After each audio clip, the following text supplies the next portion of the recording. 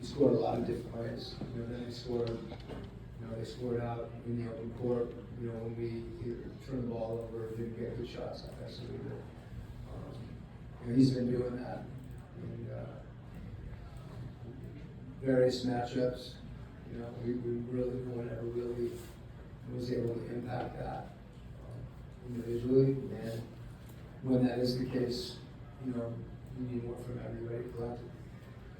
If there is a pick and roll, we trap them. That's where they got some of the threes, because our rotations weren't as sharp as they need to be.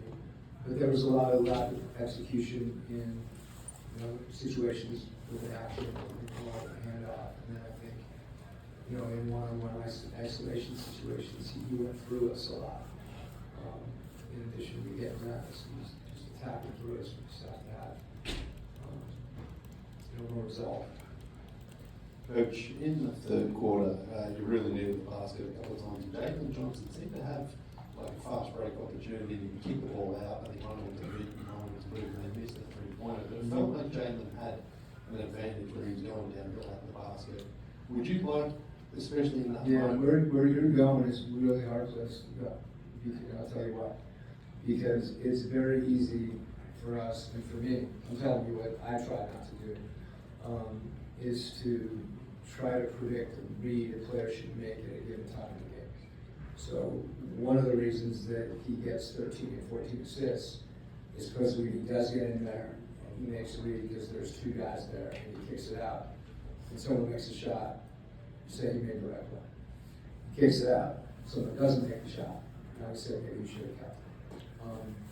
And one of his strengths is making those reads, and his ability to finish on the rim and to play make. So, he understands the areas situations that he needs to find.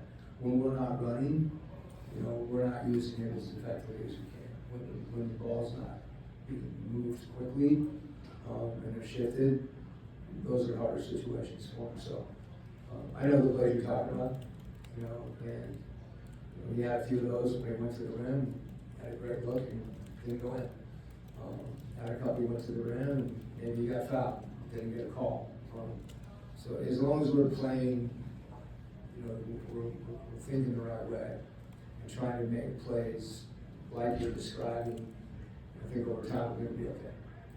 It's when we don't do those things, we're just our efficiency is still there. We can still score. We're just not going to score as high a level given the team that we have. And I think I was happy in the third quarter. When we came out, and that was a stretch probably. You could say maybe he overpassed in that situation, but he's coming from a place where he was trying to do something for someone else.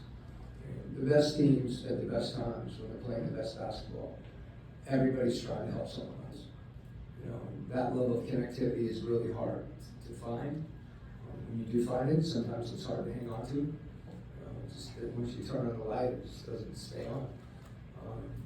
And that's part of having, integrating some new players.